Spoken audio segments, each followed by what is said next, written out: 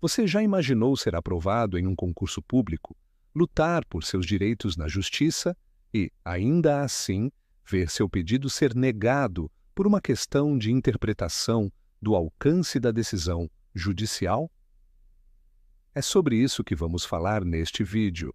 Um caso real, julgado pelo Superior Tribunal de Justiça, que pode impactar milhares de candidatos em concursos públicos.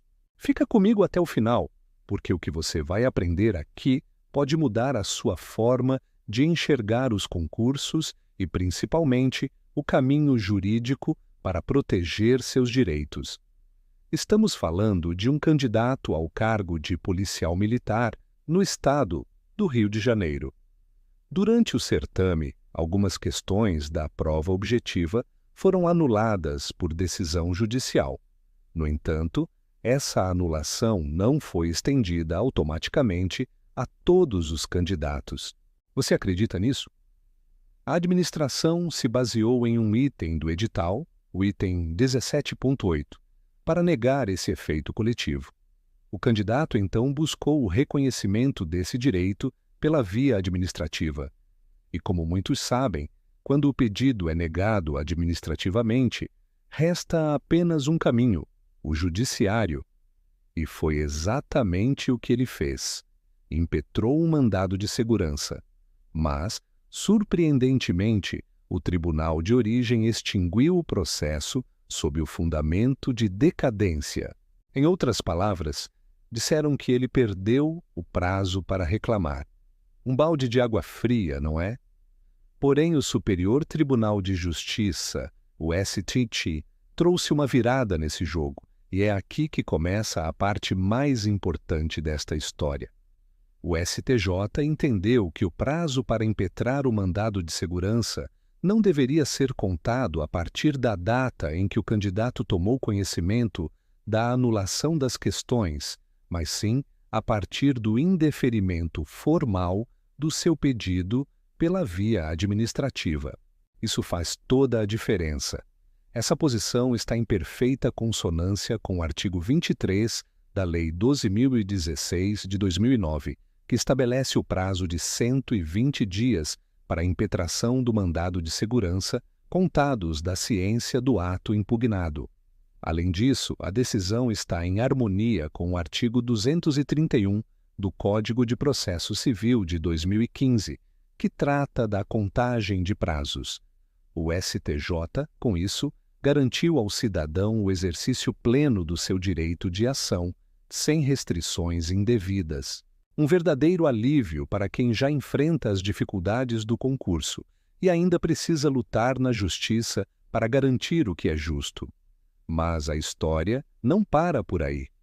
No mérito da decisão, o STJ reafirmou uma tese importantíssima. As decisões judiciais têm efeitos limitados às partes do processo. Isso mesmo, a sentença judicial só produz efeitos entre quem efetivamente foi parte naquele processo. Essa regra está no artigo 506 do Código de Processo Civil. E por que isso é tão importante? Imagine se cada decisão judicial favorável a um candidato se estendesse automaticamente a todos os demais.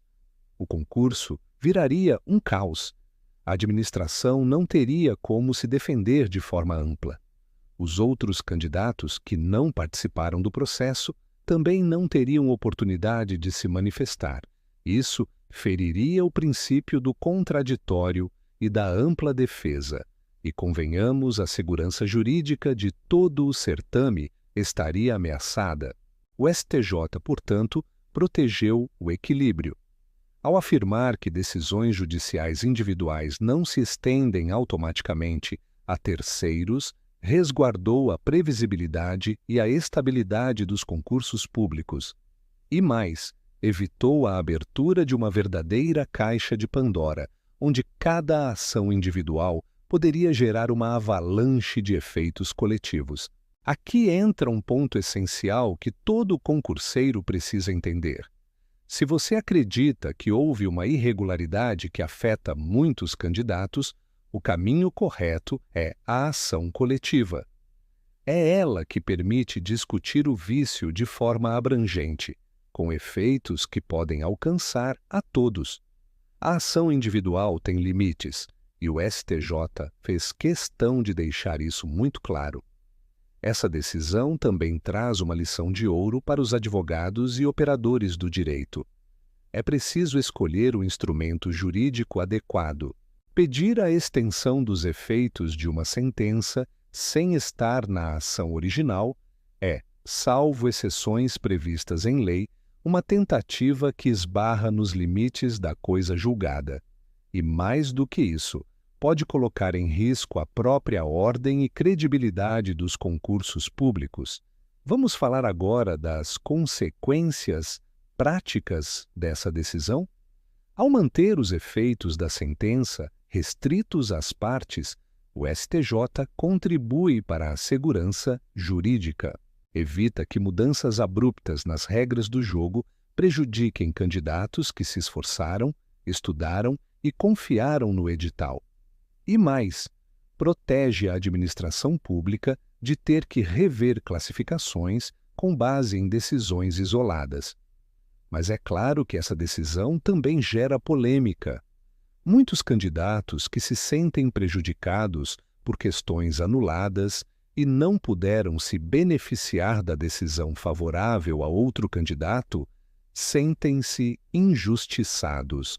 Afinal, se o erro era o mesmo, por que não reconhecer o direito de todos? Essa é uma crítica legítima que revela uma lacuna no sistema de tutela de direitos dos concursos públicos. E é por isso que precisamos falar sobre o fortalecimento dos mecanismos coletivos. Ações civis públicas, mandados de segurança coletivos, atuação das defensorias e do Ministério Público são ferramentas poderosas para proteger direitos coletivos e garantir a isonomia. O caso julgado pelo STJ nos lembra que, embora o judiciário esteja atento aos direitos individuais, é na via coletiva que se constrói a verdadeira igualdade entre os candidatos.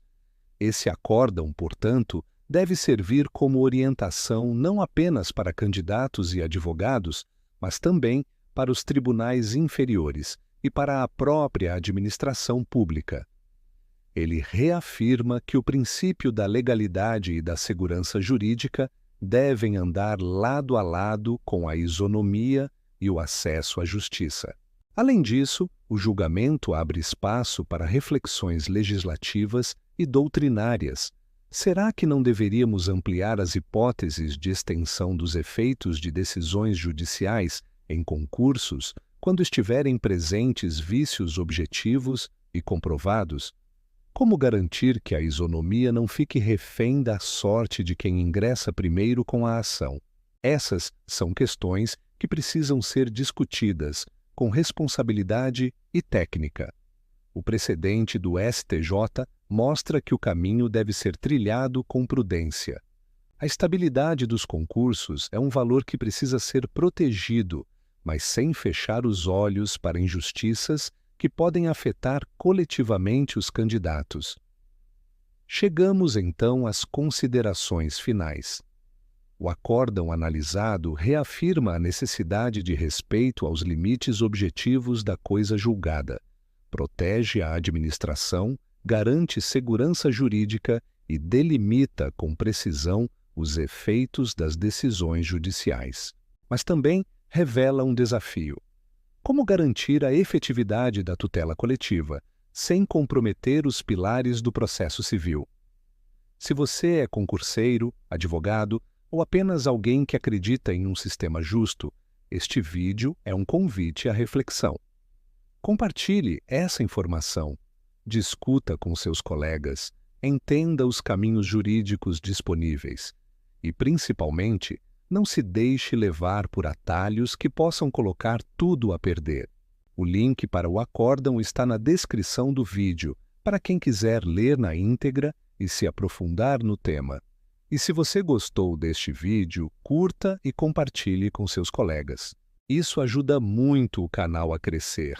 E não se esqueça, inscreva-se no canal para receber mais conteúdos jurídicos como este.